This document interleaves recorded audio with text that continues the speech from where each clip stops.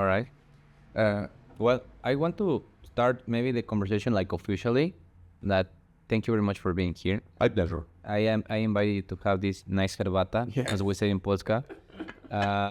Please, I would like to first of all make a introduction for whoever wants to watch this podcast. I invited you here because you just got accepted to the PhD in management and quality studies. No, it's not already. In sociology. Oh, all right. Well, you have under our the supervisor, Monica Costera as well. Yeah. We met here because I got applied for management and quality studies for next year. I'm looking forward for this candidacy. And Monica Costera kindly gave me your name, gave me your contact. I am very happy to be here. I'm really happy to also share this place in my house. Thank you very much for coming. I'm really happy that you're here. And I want to know more about, in general, I think that that you're, as you said, you're making a podcast and you're like a very proficient student and a person interested in sociology, and I think that you can have a lot of nice conversations to share. I want to know about your projects. I want to know your approach towards academy. I want to know also what I can learn for my candidacy for the PhD that I'm very interested in doing next year. But most importantly, about you. So if you can just maybe give me an introduction, because also we have met 30 minutes ago. So it will be super important for me to also start from the beginning. Who are you? What are you doing? How would you describe yourself? Like, I don't want to make this a corporation meeting. You just... Yeah. How many hours per day do I have to gather all this topic? Okay, you can do it in 1.5 hours if you can. Like 1 to 3 minutes, do whatever you want to share, So as an introduction, perhaps I can say that I'm just not an official expert about the PhD recruitment, but from the few years I could be named a veteran because for three years I was trying to get there. The first part was in the University of Białystok, and then I resigned and having all recruitations for the University of Warsaw, the Jagiellonian, so in Krakow, also in Łódź. So a lot of different approaches, universities, very story of playfulness with the system of the PhD, how Minister Gowin said the Ustawa Konstytucja dla Nauki or 2.0 and change the matter of how doctoral studies are played. So previously it was just another level of studying of the first and second level. Right now is a doctoral student. So you have to go through all the gathering your points and references, and then you'll be as some kind of work entry exams and or just gathering points, and then you can go to in. And another difference is that we have the situation that we have to be some kind of employee of the university and also conduct the lessons to the students. So from the formal point of view, it is beloved, the situation of academic community. We're just introduced as the members of it, the representatives, and both from the scientific point of view and didactics. And about this facade, there was mixed. And the critical approach to it and trying to dig a little bit more just on formal text and how it really works. And that came from my identity and ambitions about firstly getting to know this system pretty well and diagnose, or perhaps there is diagnosed, the crisis of the university. I think it is global or on the largest scale, how it's named correctly, the global north. But it is, I think, just reached the whole world of the crisis of the academic city. And I tried to firstly gather the scientific knowledge about it and then make some kind of, not revolution, but maybe evolution or going back to the roots of the academy. What in the sense of it, why do you want to approach it? And perhaps it is not a monologue. I'd like to ask you a question. What was your sense or goal of attempting the PhD? I think that you are definitely approaching towards, and I think that your whole objective and the way that you're perceiving the PhD is actually from from the, let's say, academical perspective, that you're really, as you said, even you want to add something, revolutionize or analyze the conception of what is a doctoral or postgraduate studies. And that's actually something that we can dig after I answer your question, because I want to know also a little bit. I think that we can talk very briefly to that, to maybe people will be interesting to know what is that, what are these problems in this bureaucracy, what is your perception towards it. In my case, for example, as a foreigner, and I think that is a very interesting point of view, my main interest is to actually understand and use the infrastructure that the government is giving us, right? Like as a foreigner, I see as a super opportunity for me to take advantage of mixing myself with the knowledge, with academia, with super brilliant people in the industry. Industry sounds terrible, but it's kind of an industry if you think about it. I see it as an industry, maybe because I'm alienated, because I work in corporations, and I see like somehow that this is an organization, an academia, as you said. At the end, we have like a government that is creating these opportunities, and I was like, okay, I'm gonna just apply because it's like the moment to do it, and I think that I'm gonna get to there. Of course, the main intention for me is more like getting, from my perception, I'm probably super weird, because I feel kind of bad that you are actually want to revolutionize academia, but in my perception, it was more like I want to actually learn. I want to learn. It's the first time that I applied for a PhD. Me personally, I never thought that I would be even eventually applying for a PhD, because I was that kind of person that I was like not the best one at school. I've been actually being quite like transgressive, and I would always actually being bad in terms of conduct, and very average in terms of grades.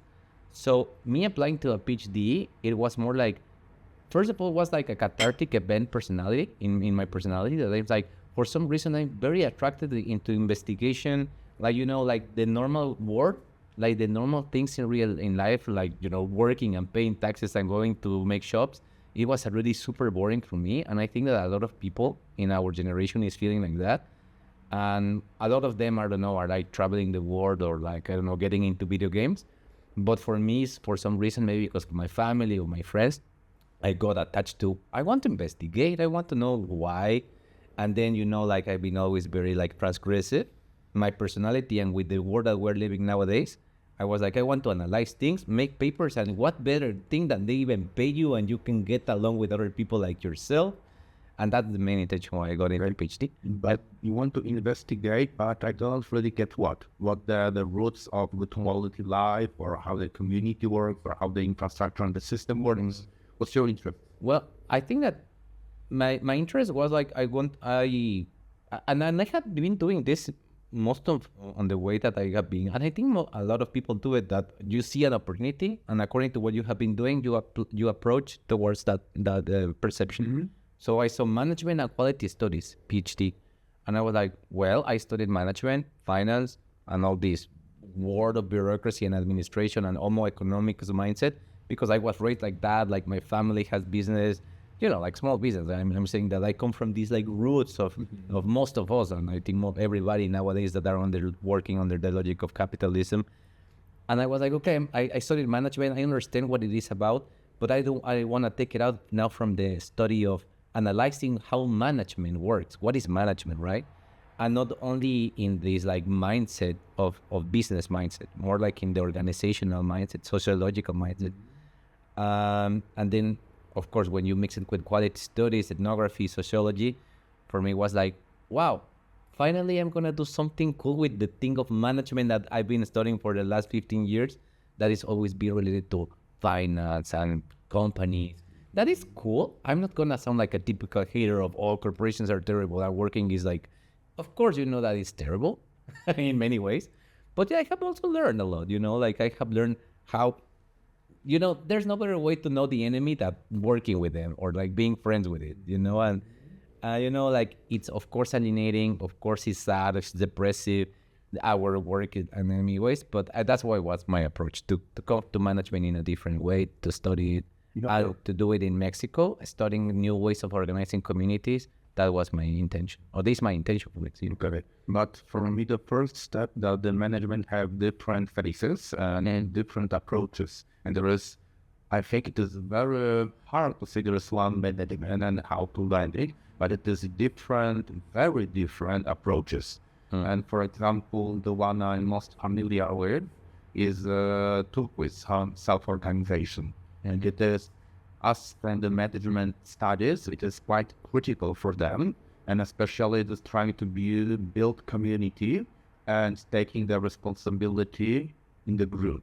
So there is no really strong boss who have gathered all the power, all the influence, and the gray little employee who trying to make boss happy. It is about really connection and relationships.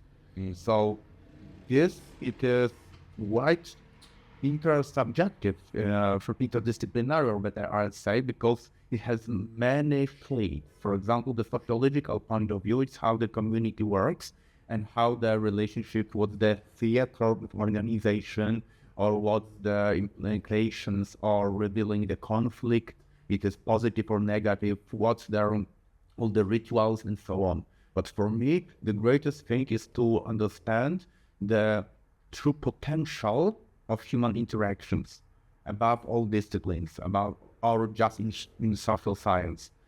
So as you manage about the alienation problem, bureaucracy, and so on, it is for me the object what I would like to really stay on it, to say what approaches of managerialization are having what impact to this place. Because from my purpose or collegiality point of view, it is quite crucial because we are being dominated by the corporate style. Even as you mentioned about your experience with the university, it is like a company, like a corporation. And then science is more like, I would not want to be too serious, but it's some kind of temple. It is some kind of group of the belief or sharing knowledge with profitless attempts and with group criticism. So it is completely different management if you put it in this way. We can name collegiality, for example, but it is different monster, different phase, different aspect of being with the managing and dealing with the group. Well, I think that you just touched an amazing point. That is, why we are always at the we tend to actually approach to most of our human interactions, either if it can be just 2, 3, 5, 10,000 people, with this corporative mindset, right? I would say the hierarchical, pyramidal. And I think that first of all is because that's how we learn to do it, right? Like we born and we automatically are related to a system, to a government, to even a family that is patriarchal, right? And it comes from this strategy and this, like somebody has like a way of bringing the bread and then the other person that brings it. But actually my approach in my PhD study for next year, I'm talking with Monica Costera and reading her books. And I have seen already what Bauman describes, and that is like the liquid modernity, the liquid society, and how Monica, in other researchers, are like approaching towards different ways of doing it. Like for example, self-organization or meso level organizations that instead of having this manager, like they're like little, like everybody is responsible of something. Of course, there is communitarianism and many other things, but the important thing is like why it's so hard to implement it. Is it possible that we can even implement it eventually? And what would we need, right? Maybe I will answer your question with the different field, because I recently got to the peace building project. And when you say about collegiality or partnership in the relationship, you can also call it a different synonym, which is peace. It is about the positive peace I'm talking about, to have a good relation with others, with the minimum or at last with no hierarchy, but only just given for the specific reasons of work. But still in the fundament, we all with the equal rights. And with the equal or very equal respect to one another. And those peace builders, this very young discipline of science, ask the same question: why is this so hard? And the answer they gather is because it is with our culture, it is first the very examples of violence and about war. It is necessary. The only thing that we can do is oppose with strength, physical strength, brutality. Our goal is to dominate. If it's about work, or it's about seduction, or home, or with your friends. We've got with this, and it is our culture will socialize us into this. From the very social institution we came from, the schools, work, church, our home gatherings, our community buildings, it is all connected us from this very issue, especially even in the national. The imposition. Imposing. Right? Yes, imposing the patriarchy you're talking about, and especially implement that there is only two ways, like a stick. The one it is that you are hurt by the stick and you're the victim, and the other you are handing the stick and try to hurt somebody else. And this is being a victim or being a person who is making harm. So I agree with everything. It's super interesting, and I think that they're like we are in this phase of humanity that more than ever, a lot of people is getting aware of all these circumstances. More than ever, because I think that few decades ago, people was very obsessed in like producing into this like super cocaine era of gathering money and also consuming and gathering properties and consuming other things. I think that now we are getting into this like deeper de-production, de-consumption, not only because we want to, it's because actually there is a huge crisis, and that has put us into a lot of existential thinking, after pandemia.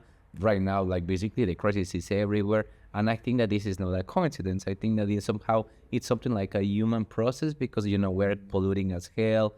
The problem is that is it possible, and this is a straight question, that even with everything telling us straight to our face, it's time for finding new ways of organization, can we do it under the logic of capitalism, in which we have to create and we have to make money in order to be sustainable, in order to be able to survive?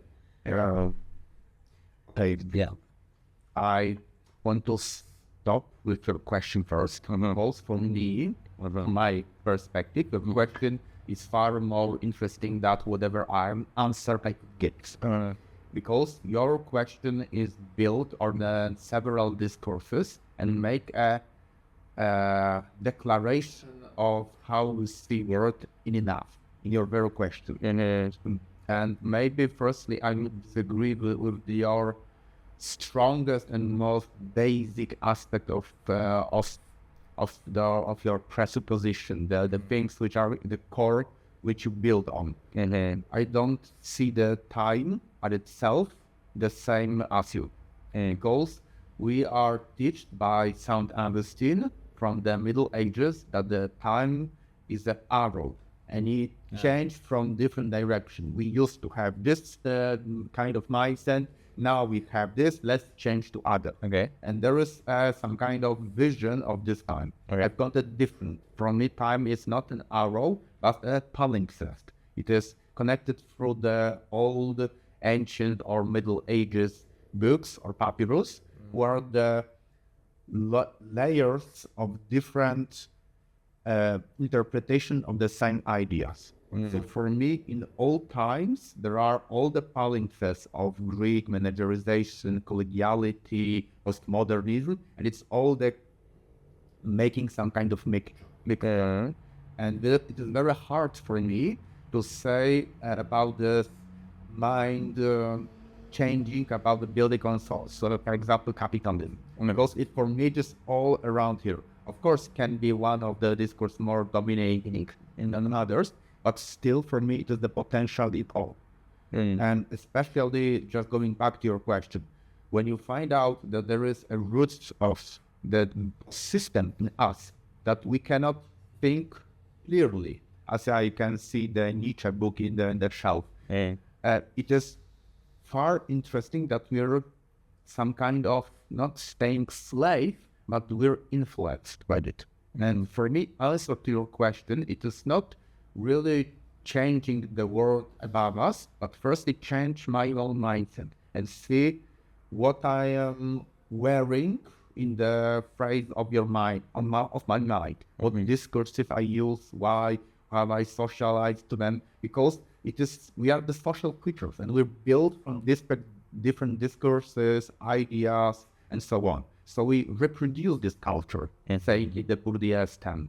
So for me, reconstructing it myself, your point of view as well, it is the basic, because we're just trying to take part in the fight of discourses. And stepping back, let's change. For me, I've already made that decision. I find one dominating discourse, and for me, the most precious, which I really agree, and considering they're all, thinking about all other, is a discourse or maybe whatever you want to name it, is academicity. And this is the reason I go to the scientific part and got the PhD studies that I want to develop. So changing it from the future of the capitalism and so on, for me, it is absolutely necessary to firstly critical think about yourself as of ourselves about the social creatures. Yeah.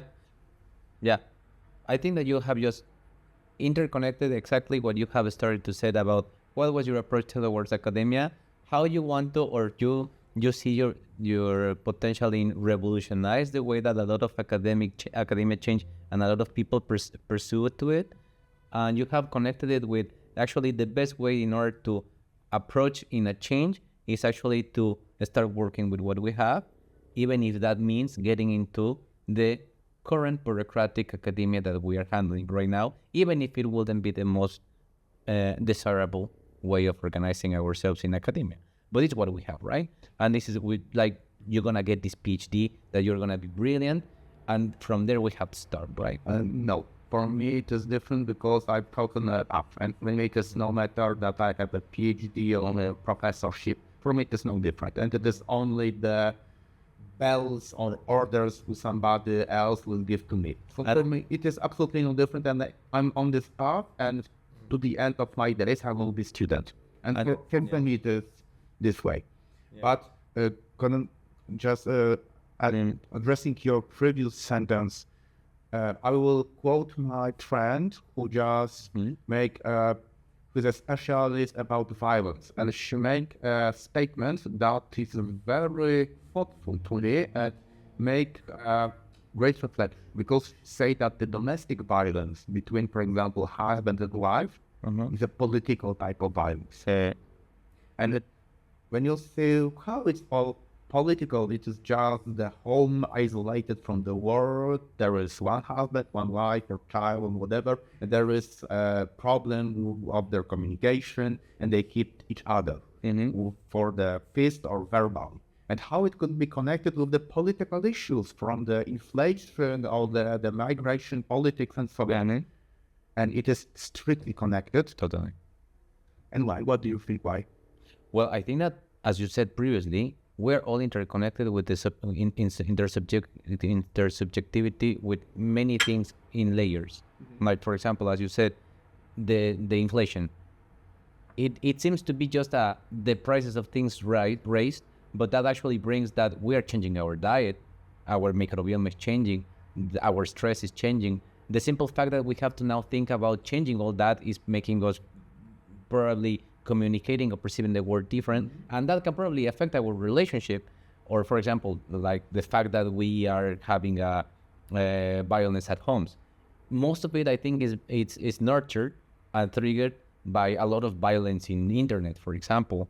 No, like that. I think that's what you mean, right? Like, how do you like this conversation that there is one social imagination is enough, the one object of imagination, and it is for the good or efficient relationship, you have to use sports.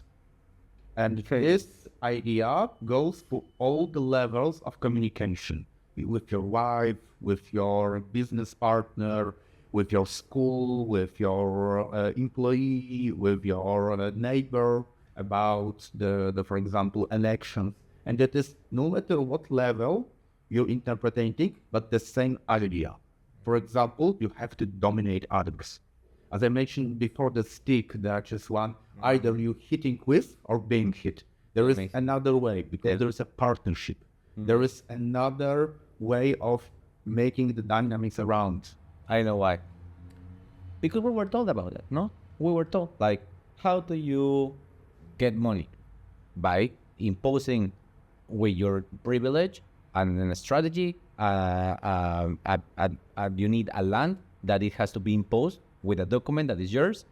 Put employees under that and subtract value from it, and you like reproduce the value with financiation or with other things, and that's how you create money, and you have to keep the power, right? Okay, but what about the different people from the society? Your partners, the person you would like to work with, or from the person you want to sell your product, or people who say that they oblige you to do something?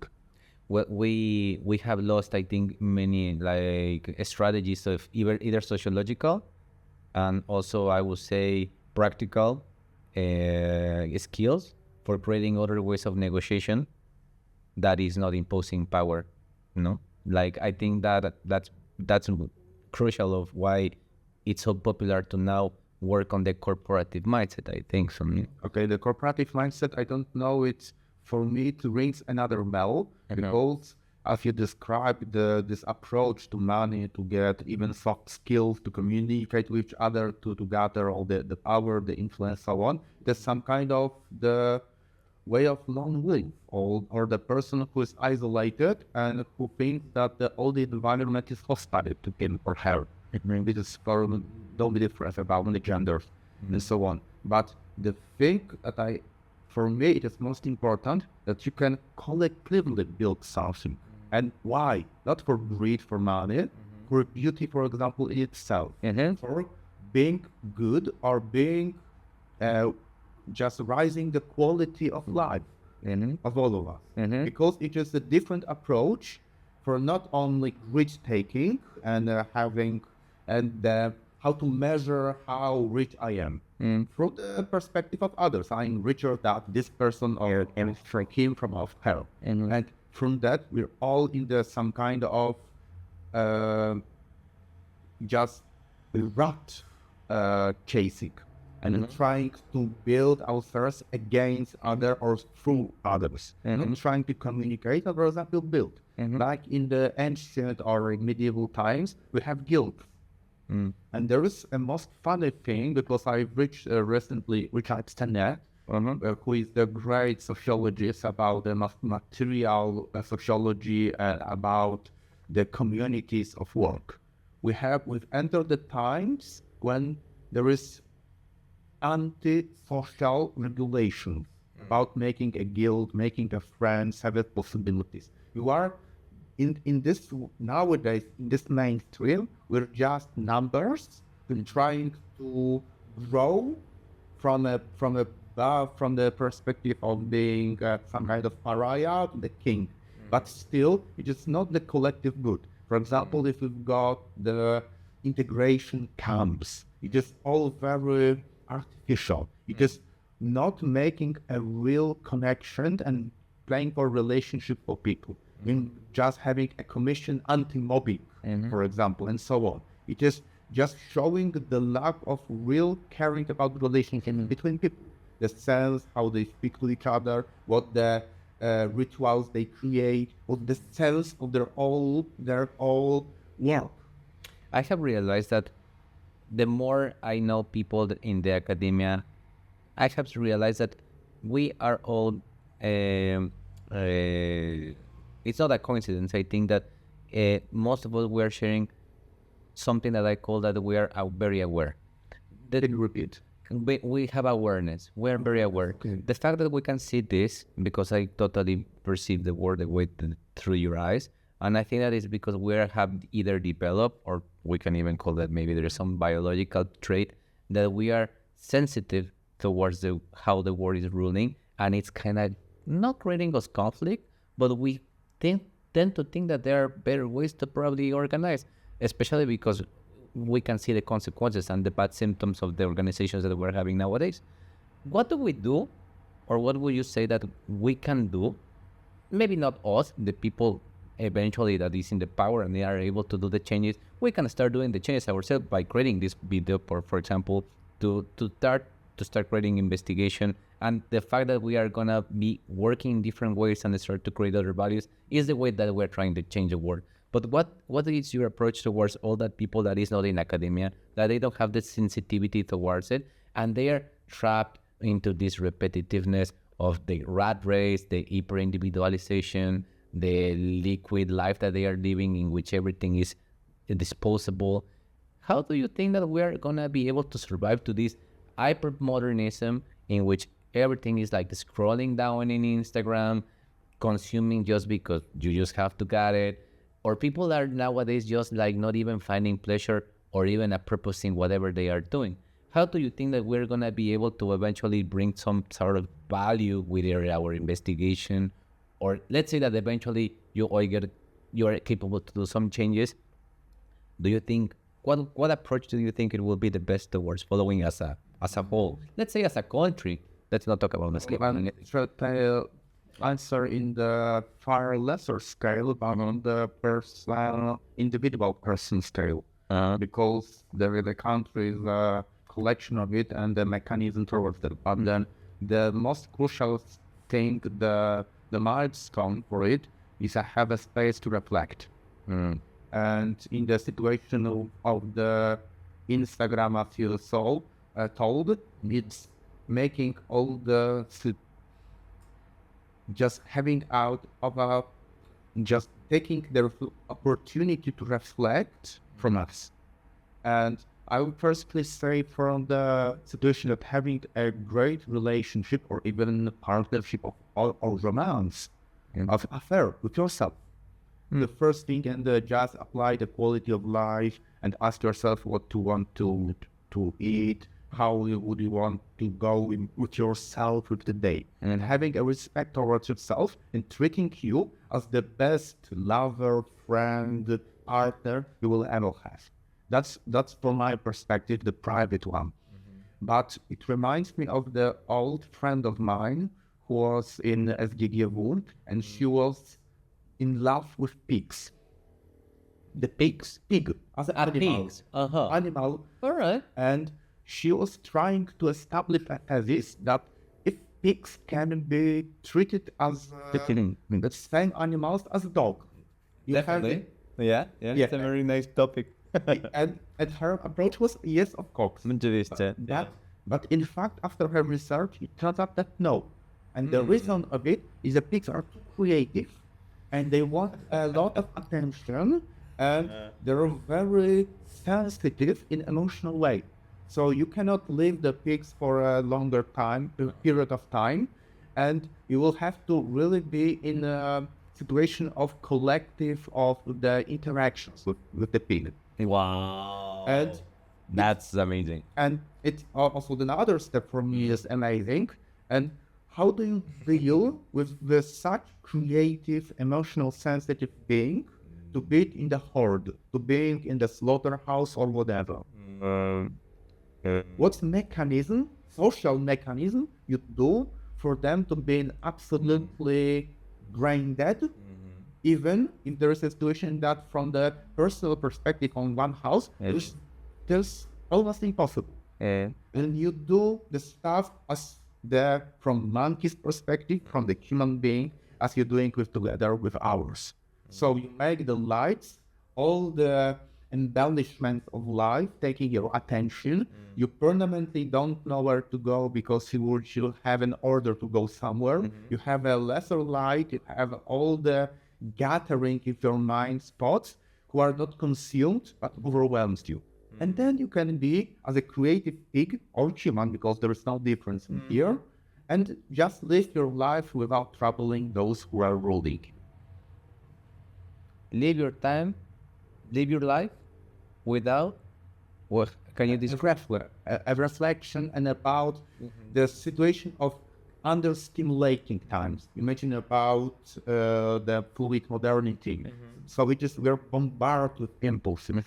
Even with just listening to podcasts. We just listen and, oh, great, I've ended my walk with my dog. Let's go, for example, make a dinner. Let me meet friends and just going. And most of impulses we have are untouched. They go through one ear and go with the other ear. And there is no space, no place for us to stay in the moment and say, okay, why you choose this topic? What this man is asking or telling about?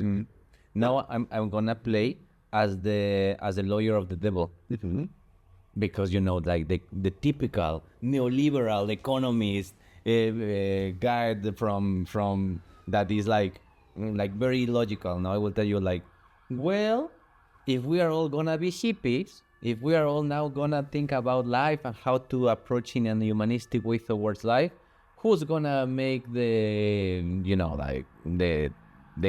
the shops? Who is gonna create the production? Who is gonna create all that? I don't want to get into like I know the sense. what is important, if it's true, if it's not, if it's necessary. I want to know like what would you think, in your experience, to tell all that people that is in that bucket. Like, do you think that I think my question is more like, what do you think is gonna come nowadays that we are passing through all this, like even AI and like content creation, that everything that is like creating some sort of like mechanism that in which we are like bombarded by a lot of stimulation? How do you think that we can survive, or how do you think that is gonna come in the future? Okay. Yeah. Let's stop because I feel overwhelmed with questions and aspects. Let's make it one by one about the hippie argument. I think it is great to know that there's some kind of stereotypes, and then trying to put the person who goes reflection, who have a reflection and really values the quality of life with him or herself and with others into the frame of being hippie. And it is absolutely misleading. And I know hippies who are absolutely consumed by social media and the modern life, postmodern lifestyle. So it is out of context. And especially there is roots of mindfulness. Even in business, there are some kind of treatments of the exercises, special trainings. And if you just have a space with your own feelings or with the environment, just to stay a little bit and think, it is crucial.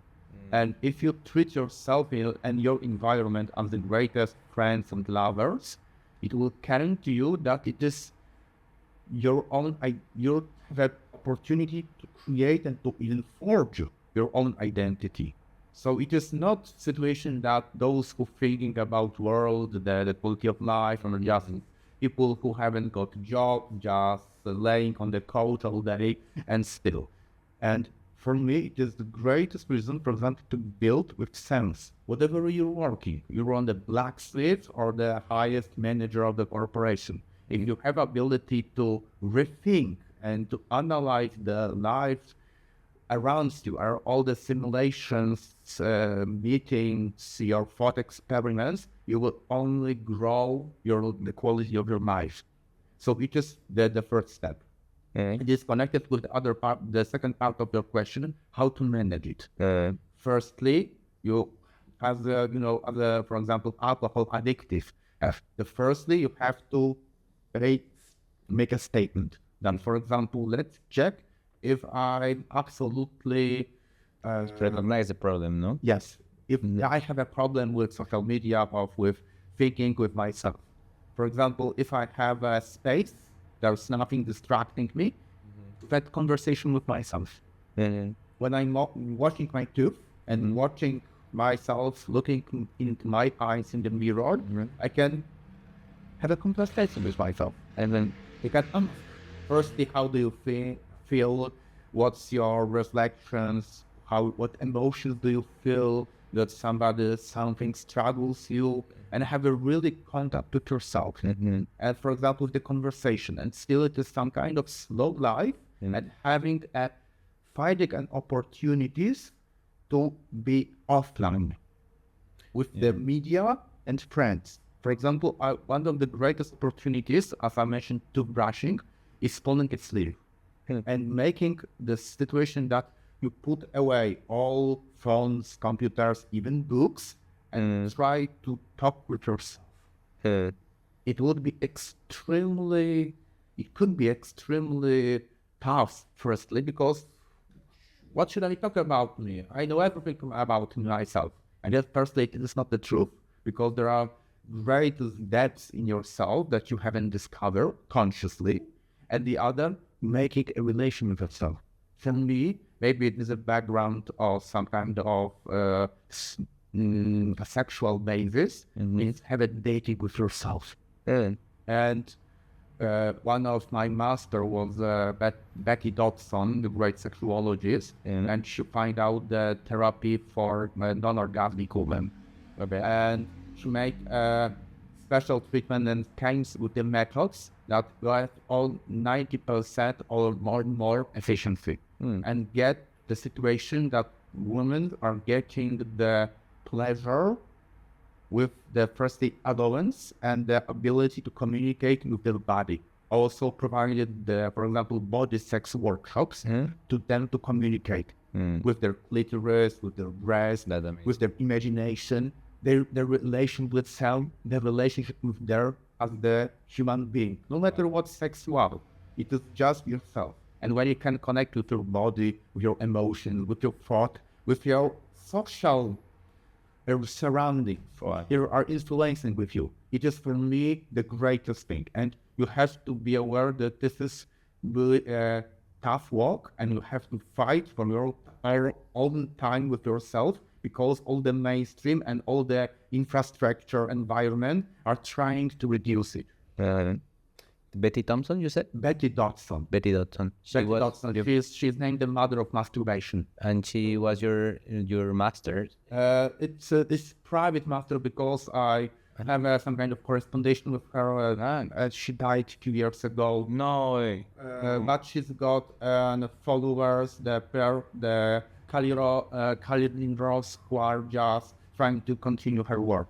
Super cool. I'm gonna try to find her later. So She's absolutely great. Yeah. And another thing, because especially sexual relationships are one of the deepest you can have any deepest experience. And if you pay the attention, the quality of it, and have a great intimacy dialogue with your sex partners, it is their whole life, the quality of life will blossom. That's amazing. I mean, you're full of so many interesting topics. You touched very nice. You answered my two questions. How to try to fix ourselves in this way of like bombarded modern liquid modernity, How to focus on ourselves. You even gave me this advice. And now I want to know just maybe to start ending. How do you see the perception or the perspective for the future? Like, do you think that society and especially younger generations will be able to handle with everything that is coming, all the problems that we are facing currently and in the future? Do you think that they will be able to survive somehow and focus themselves and approach their organizations at family, at work, and everywhere from this good mindset? Okay, so you asked me for prophetic. I guess. Yeah, a little bit of your perception. But still, I think as you mentioned, AI, the topic I really personal hate. It will be the problems go deeper and deeper, because we used to have tools who allow us not to think.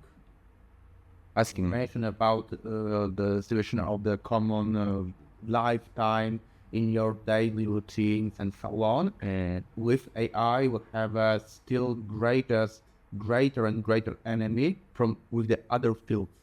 For example, with having conversation, with getting our work done, for example, with posting a message and so on. There is a lot of things who have with conversation me to me in space in between, and not allowing me to think to myself and to have a conversation and to really think. It shows me the pattern, the laziness patterns for me to make a problem solve. But for me, every problem is a way as well, and it's have an own value. For example, if you have a problem with, for example, with your supervisor, or with, let's take about problem with going to the doctoral school and reach the reputation. For 3 years, I failed, and now I finally get a victory of it, and I have a pleasure to go with that route.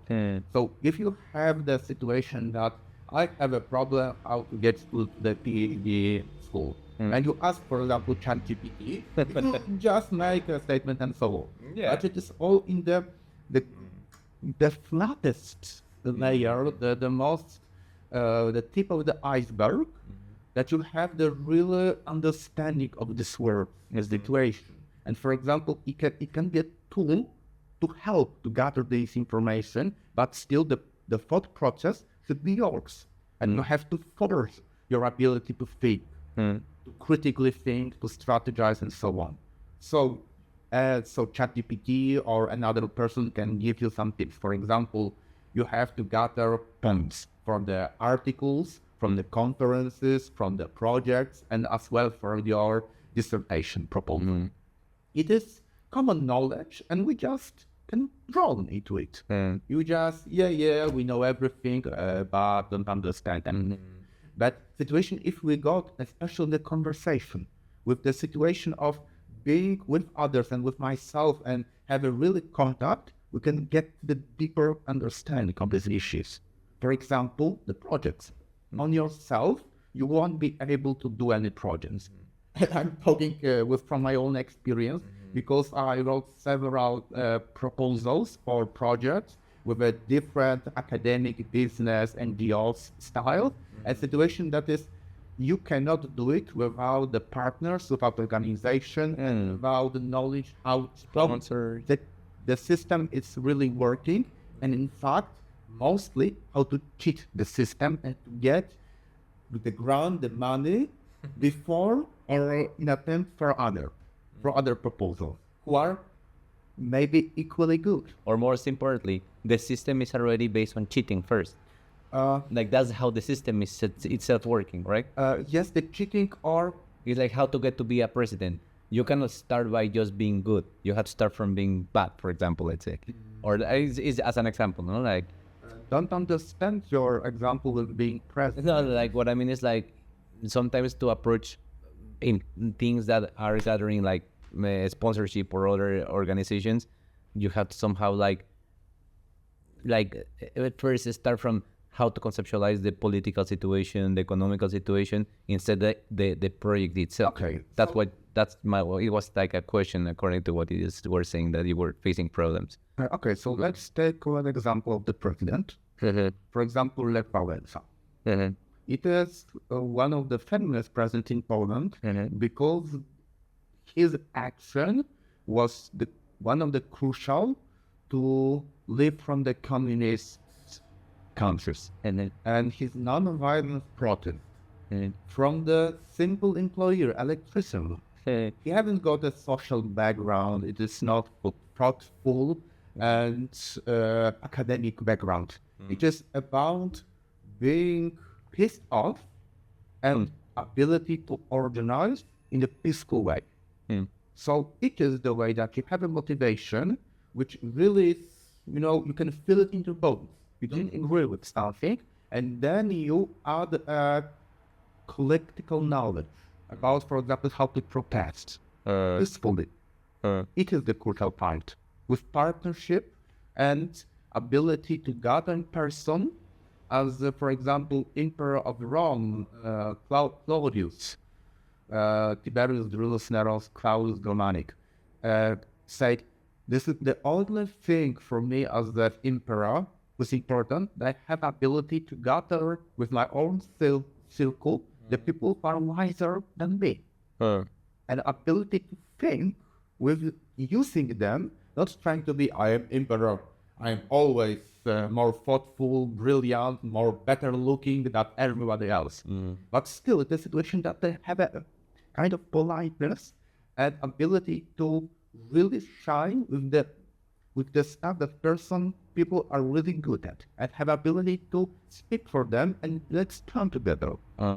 I want to just go to the example that is the recruitment. If we, for example, think about your proposal as a dialogue, as a things what you're interested in, how the commission would give you the points for several issues, you can make it together and you can help one another. Even if you were succeed, it is not only your triumph, but mine as well, because I can shape my ability to communicate, knowing the system, having a great friendship, and so on. So it is not money value, but social value. And for me, it's far more important. And going back to your example that everybody would be happy and not work. Because it will work, they will work thoughtfully with playfulness, far more efficient, not only great concentration and trying to rob everybody else, your clients, your partners, and so on. Amazing. I agree. But now coming back from getting rid of this custom of being the lawyer of the devil, and I agree with you, we are having every time more and more these entities that are creating this conflict between in this internal conversation that we can have with each other. That is AI. Previously was television. Previously was, I don't know, Press, radio. press, radio. We can even go to even like, I don't know, I don't want to sound controversial, but probably religion. Like they were putting you a message. But the radio or social medias are the tools. The religion are the tools. Well, that's true. Yeah, something like tools that are not letting you to have this like internal dialogue, let's say. And it seems to be that this thing is getting into asteroids, and everything is gonna be more. And I don't know if you have seen the new thing of AI, that of Sora, that is basically a new TikTok that is creating content by itself. Like you don't even need people anymore. Like it's like a TikTok with full of AI videos. So more and more things are coming here, and I think that the future seems to be quite dark for me in terms of working in the human approach with conscious about how to be efficient, because I agree the world will be way more productive if we will approach towards it not only from the economical perspective, but I think that for some reason there are more and more entities trying to get the control of it, right? And to start working in the hierarchical position. It seems to be to me quite dark, and I don't want to get pessimistic, and probably a lot of things can change. But how do you think? Firstly, I think it is just a very small that you say that from the economic point of view. For me, it is extremely sadly. Because to me, it is just a fall of the great discipline that it is connected the economy, the homo economicus, the greed base, the violence of structure, political violence in economy, and gathering the polarization as the economy. So as a science, for me, is this science greatest wound and the failure, because it is science that turns from as a whore or as a slave to the political system. And so for me, it is absolutely terrible and ground shaking that economy or science can fall and be a representative. And when you're talking about, for example, the market, the other economical issue, you're just talking about this mainstream economy, just making a fuel on the political pressure. But concentrating on the question about future. Do you watch the movie Matrix? Oh, I love it. Super big fan. So for me, from the end of the 20th century, make the greatest vision. For example, the making the system or informatic system who take the control. And this vision and about, for example, Terminator, the other science fiction movies are trying to be some kind of warning for us. So it is about the issue. But another thing, I think about conflict in issues as an opportunity. And for example, if you have a struggle with your wife, husband, friend, and so on, it can be destructive and can be destroy all the relation and so on. And the same with the approach that do not fight, do not have this taboo concept to drink because they can destroy us. And you're making the position that they really can destroy it. It was another science fiction movie, The Spare, who had the human, the little group of human scientists get the spare of AI or the alien technology, which allow our subconscious to influence the real world. And if they are afraid that the real world will be hostile, the world will really be. And we're for me the same situation. And if you got going back, the struggle with your partner, with your computer and so on, let's face it together. We against the problem, against the issue. So if you have a problem with another distractions and a situation that the AI or something can influence the market and make people work less or being jobless, it is the situation that let's gather and let's think together about the consequence, about what we have to change, especially the matter of the climate issues. If we're only concentrated in the just getting our money from the earth, we're on the situation that we have to, the earth will, with the same time, say, okay, that's enough for me. And we will have a great problems. And still, it is another aspect of rethinking. Because all the things which are frustrations, the thing that you're not pleasant thinkers to see and to experience it, it can be a greatest tool for us, for our nature, to rethink stuff. For example, if we're talking about how market would be under the AI, let's think about market, how it works. What's the value of the person as a worker? Or we're trying like Ford. For example, I want just a hands to work, but I'm obliged, unfortunately, to hire a person with a hands. So I'm not interested as a person who have all identity and so on, but I'm interested in bare hands. So now have this ability. We can have only hands, but the cost, human cost, and social costs can be even greater because it changed our matrix of the situation we're living in. So it is another layer of saying, let's stop, let's think, and let's think together. Amazing. Yeah, I think that, we have these two variants, no? The two, let's say, fictions, that is either AI or whatever tool is coming in the future that I think is going to be quite related to that automatization. It's going to bring us to an amazing phase of humanity, or it's going to bring us to actually keeping and enriching more power, and the people that is in control of these technologies will use it.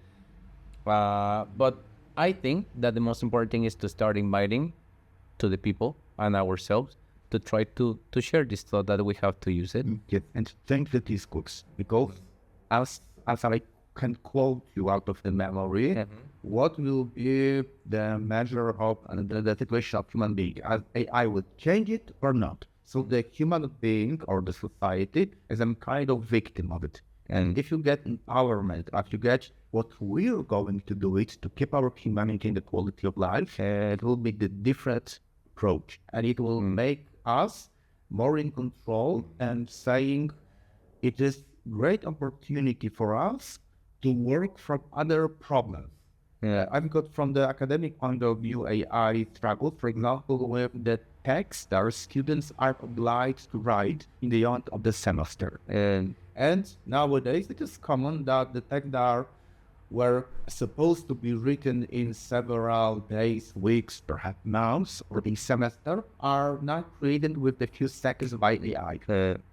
And it is very great because it said that the old peaks of pressure and violence are not working at all.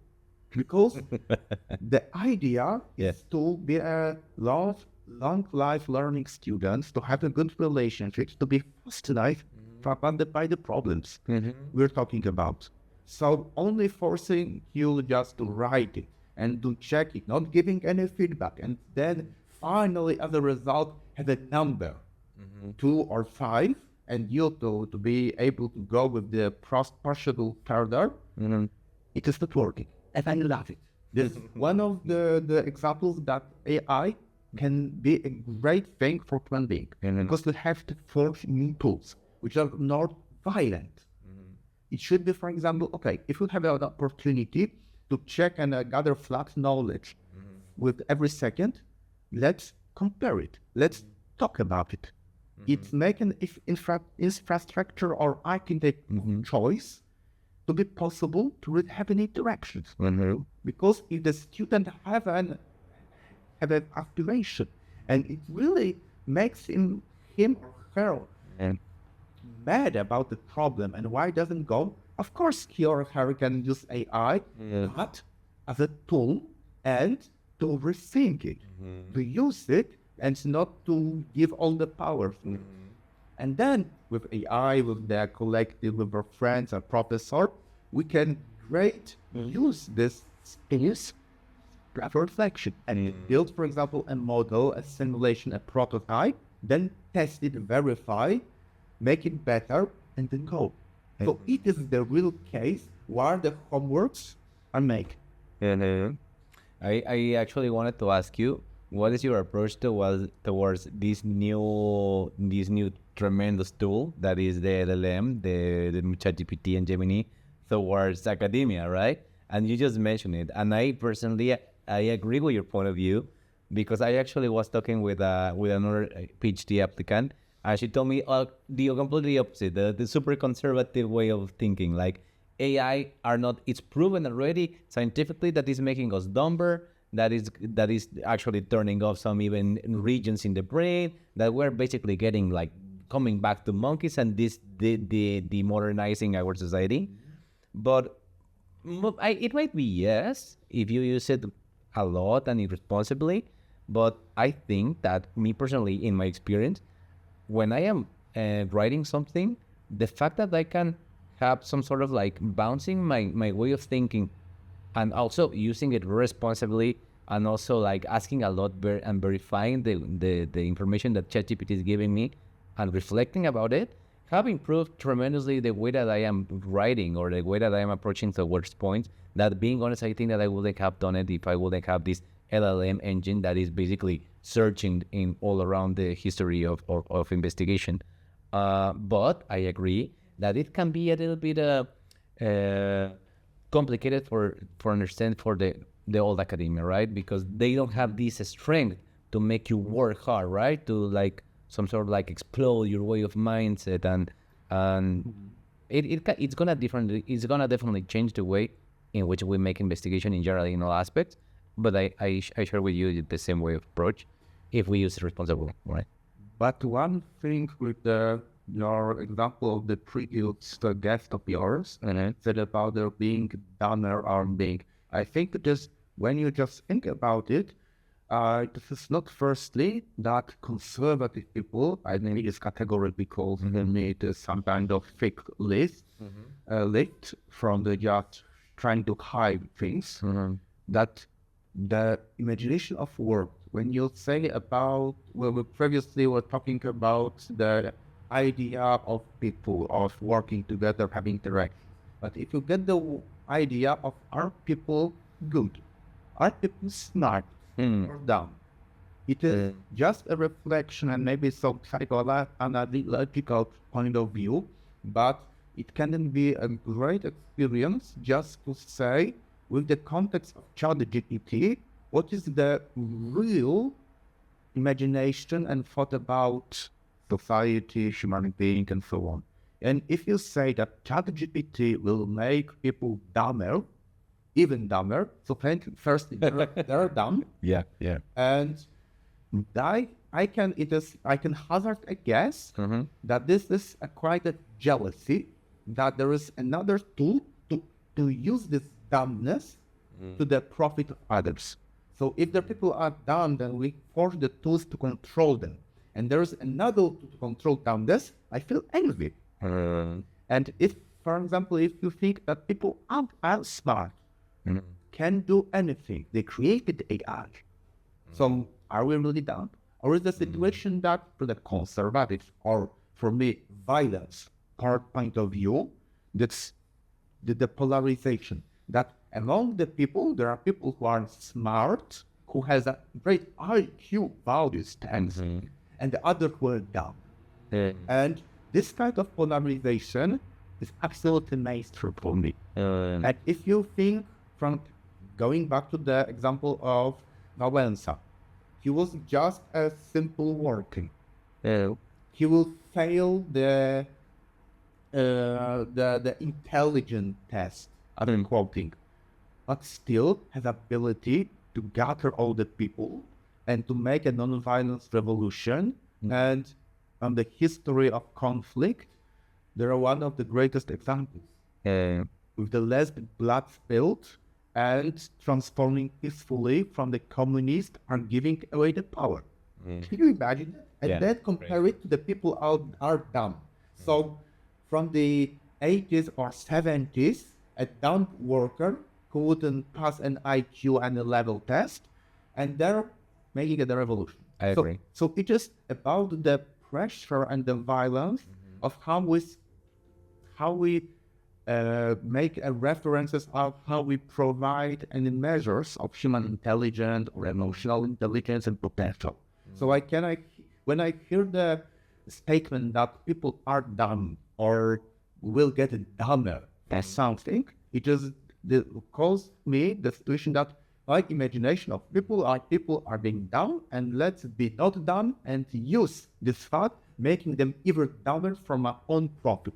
So let's polarize them and to make a profit and to be like a vampire who will suck their blood and just leave the rotting corpse. Yeah, I also see it some sort of like a childish attitude, because I see it as a childish attitude because it's like saying, having dogs instead of humans is making us less human, or it's like you're making an approach like saying that what we're doing is wrong because we are taking bad decisions by ourselves. But yeah, sure. You have to do it twice because it's like connected with the Wi-Fi. Yeah, okay. Thanks. It's actually better.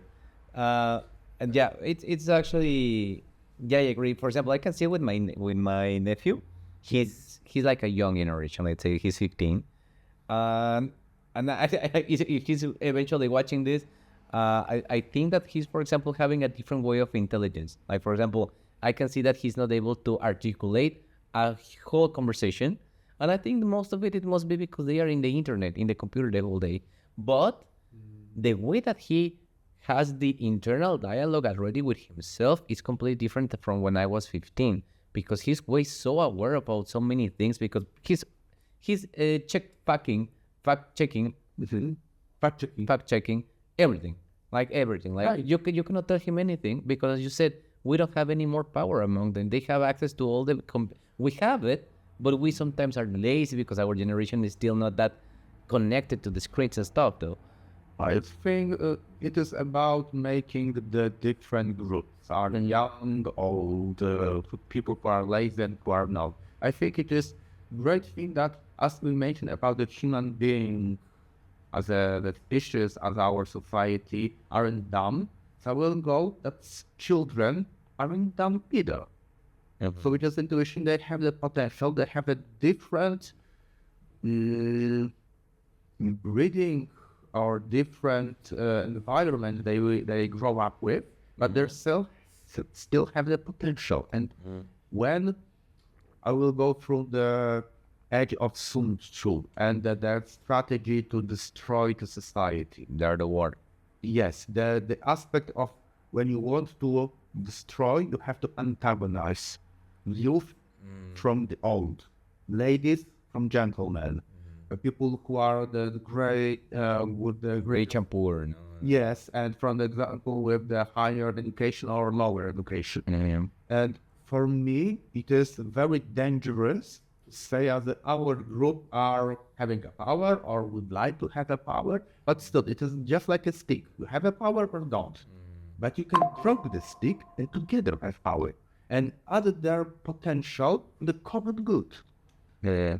And when I say, for example, that children are dumb or girls are dumb or simple workers are dumb, it is a situation that calls me, okay, we as a society are being disinformed. We're victims of disinformation, trying to split us, to divide us, and to rule of our antagonism. So I put it in this way. Af- Above the specific generation and how the 15 years old of your nephew, we just saying hello to him and the best wishes, to the situation that he's an individual human being and has a great potential. And for him, the fact-checking issue is great. As for us, we can also fact-check everything, and we can, especially with the concept of social sciences, we're both attempting to, we can make an exposition that it is great, and we can be inspired by him and also inspires him from new points of view, so we can grow together. So going back to the motivational system, which I hate, it is not win-lose. He's winning and we're losing, or otherwise we're winning, he's losing. It is win-win. We can grow up together, and joining him and other people who are listening to us, to the greater community, and we can stay together. And there's perspective from the different kind of science, or without science, just experience and about big activists, or with the different attitudes, neural differences, and so on. We can all together gather every positive stuff. And I think the only thing that prevents us to is being afraid to have a conflict. For example, if that young man come to us, we will dislike him, he will dislike us, and we worry about him. We can have an argument, and we won't say anything to each other from the year or never again. If we say that conflict is something to be thrived on, and we can make a positive value of conflict, and only one condition, that we have a great esteem for the other people, even if we don't agree with him. If we don't know his perspective. Because we are told that something bad, in other words, something different is something bad. If he's out of our imagination community, he will be the bad guy, he will destroy us, or we'll have to destroy him, in other words. And this kind of mechanism, especially when you institutionalize it, goes to the Holocaust, the Third Reich, and mass murdering the Jews. And it is the same mechanism. And this concentration camps did not aim from above. It was hard worked from dividing the society and making a sacrificial goat from the one person or social goal. And just knowing the issues and the kind of obstacle, we have to know that to turn the dynamic around. I'm very glad with someone disagree with me, especially when we have discussed and made our sources, our researches, in the social field, for example. I would be absolutely great for me, because I'm an atheist, for example, and I have a great conflict with a friend of mine who is a great strong Catholic, but we're discussing the social matters in a completely different approach. For me, it is heresy, and for him, my statement and way of thinking is something devilish. So, as a comparing, for example, from the ceremony of marriage, from the attempting to church, we can gather perspective and getting to know each other, because we're both individuals who are living in the system. For him, it was the community of church. For me, it was the social community, which was absolutely atheistic. And getting together, being these two systems can crash, but we can understand them, both of them. And for me, it is absolutely great. So hello to Dietmar. So it is great to have a conflict, but with the highest respect for other person. Yeah, I think that there are mechanisms of cohesion, that the cohesion that through history have been fundamented that are keeping us individualized and separated, as you said, polarized. And I think that this is related to the dichotomy of power, no? Like people in power need to have the people divided a little bit. I think that everything that we have, and start closing the conversation, we can keep a conversation, but I think that I don't want to make the podcast too long because it's been great. We can do many sessions actually. But I think that I want to interconnect everything that you have said, like new tools, ways of organization, the problems in academia and in general in society. I think that everything, sometimes I wonder if it's interconnected to the need of creating fortuitously rentability, creating, for example, some sort of like competition because there are like limited resources or because we need to have more. Do you think that eventually we could fix a lot of, probably most of the problems and probably create others, but the current one that we discussed during this conversation, do you think that they could all of them could be avoided or changed if we will actually change radically the way that we perceive organization or management of life? Like, for example, let's say that for some reason we approach to some sort of like oriented socialist or communist era in which we are already in our mindset, we don't want to consume much, we just want to approach towards life in a moral way, in an ethical, human way. Do you think that this is possible? This is a way that we can approach as a concept of humanity towards a project of having a more advanced, truly advanced society? Because advanced or modern, modernity was told that if we work hard and we save money and we study hard, it only brought some problems. We brought a lot of advancement in society, but brought others. Now, I wonder, the next step in humanity that it will be truly modern, it will be like if we approach towards life in a completely different way of organizing, will be the solution for this, or we have to work with what we have? I don't know if my question was clear. The problem is the system, the way we are organized, or with what we have is something that we can use and start from here. I think we're bound to it and some kind of performance to work with what we are born created with, but we can make it as a trampoline. We can just go and jump from the system, build our leverage, and get out of this problem and dilemma. But this time I'm gonna be a devil's advocate, and I quote Gordon's Gekko, greed is good. The greed for money, greed for love, greed for knowledge. So being in the last of, for example, gathering social sciences knowledge can be good and great. And it is for us the way to develop, to make an experiment. But the devils, real devils, so are the imagination devils, are in the details of what in this approach we're tricking human being and the way of achieving it with the scientific rigor to verify it and the ability to confront our points of view. So only answer for your question, as I see, is to be reflective with our system and try to find other examples, because there are several, even corporates, the corporates, rebels who are with the turquoise self-organization, who are not bound to the orange color making by Lalu, who only concentrate on greed and rat race. But we can just have an opportunity to talk to one another, and especially with those who we do not agree.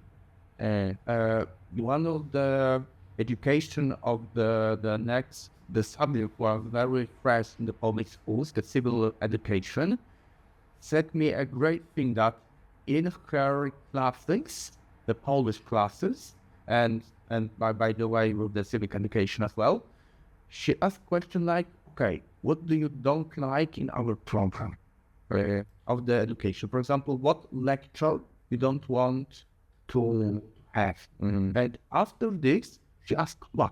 It is far more important what the thought and what your arguments are against this book. First, you have to read it.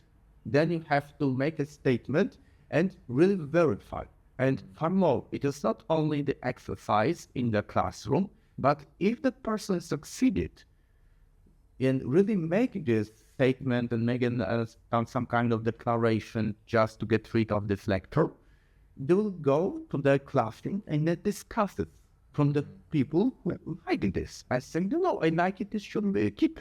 Yeah.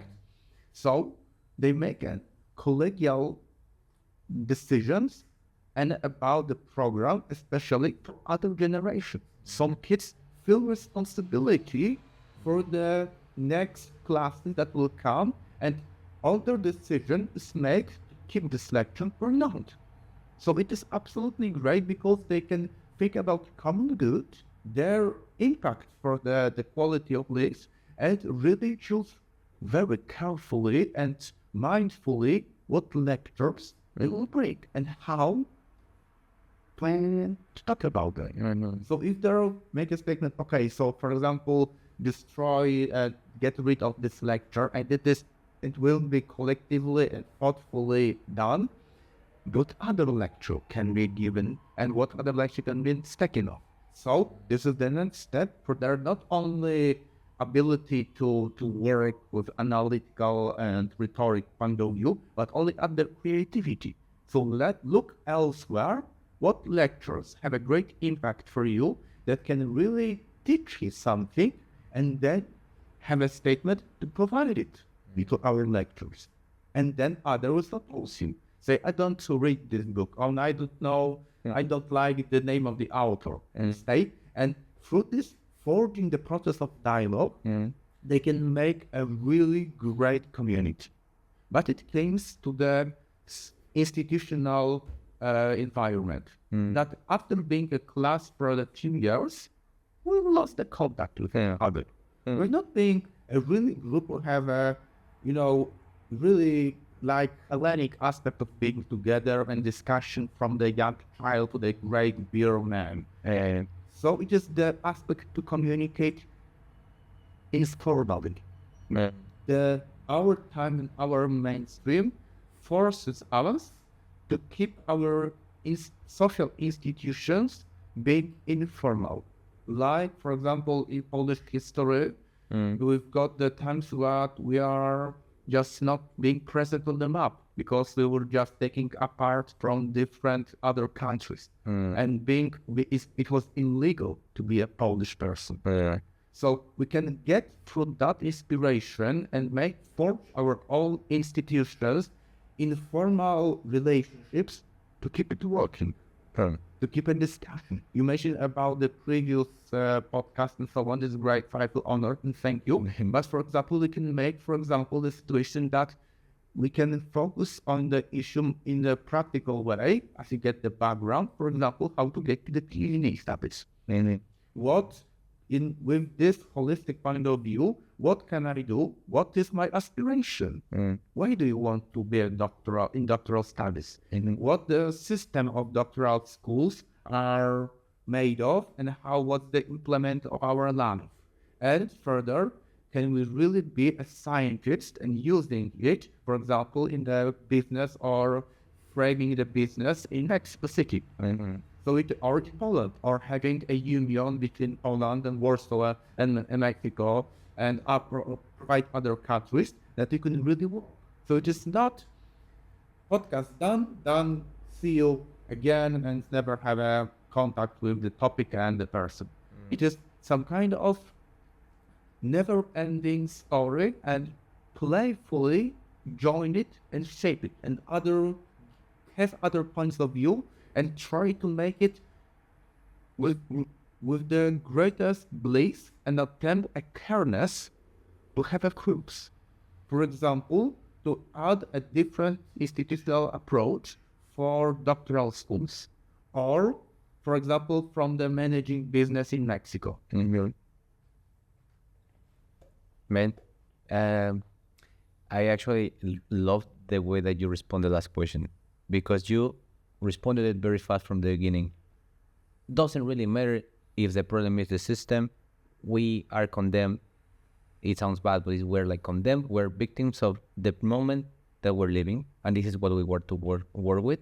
And then you automatically went to the process of how to actually approach to start working whatever we're doing, either a podcast or whatever. It's about continuous improvement, continuous learning, and seeing it not only as a checkpoint that you have to approach towards thinking a competitive in a way that you only have to check marks, and because this is a life, this is a rat race that you have to do certain checkpoints. It's more like it's a process. As humans, we are able to change, to shape ourselves in different ways, and that's the whole process of the humanist perception and approach that we can see life. The one that you recommend, the one that you are actually using, the one that I really appreciate, that I could really feel how actually you're doing it in the podcast itself with the conversation, and I think it's brilliant. I think that you really deserve to start working on this PhD. Congratulations. So that's how we met, because you were accepted. I hope that I can be a formal partner eventually in writing something. Yeah, I thank you very much for being here in the podcast that we're creating. My intention is that we can have many of this. You are most than invited to we do it. We can start closing the podcast. We can keep our conversation for other podcasts. What do you think? Because I also think that we got already like 2 hours or something like that. Like this. But Yeah. firstly, with the official part continues, I'd like to thank you too. There's the ability to talk is a value it itself for me. And of course, the podcast has some kind of rules that I am the strange guest. It has odd thoughts and you'd like to share it to the guest. But I love the form that we can just have a dialogue together about the issue, the problems. And also I have a proposition for you and perhaps for our listeners that this is in Polish a new initiative called To Quest Breakfast, to sobie śniadanie. And it's make an in business platform the ability to rethink our system and to provide other not managerial tools with the business itself, to have a community built and to be aware that all the scientific knowledge based on the mainstream or mostly economic field can be verified, and we can still have a possibility to say that concentrating on partnerships gets the greatest economic outcomes. And it is provided, and we can talk loudly and fairly with this topic, but still the opportunity to be in touch is a great value for me. So thank you. Thank you. And see you soon. Yeah, see you soon. And so many things that we can talk in several other ways. And let's just close it. I will start recording.